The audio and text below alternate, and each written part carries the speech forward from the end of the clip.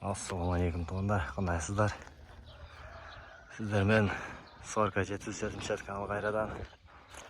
Bundan Xudo xolasa кезекті арқамызды Жалал патшаның дачаға орнаттық.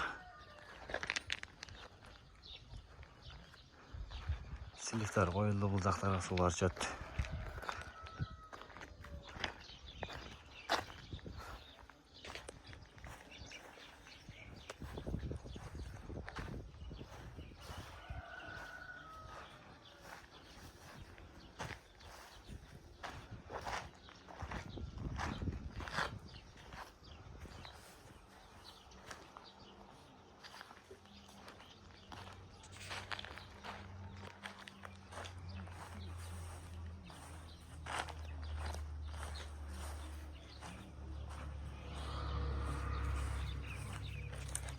Көрсеңіздер болады.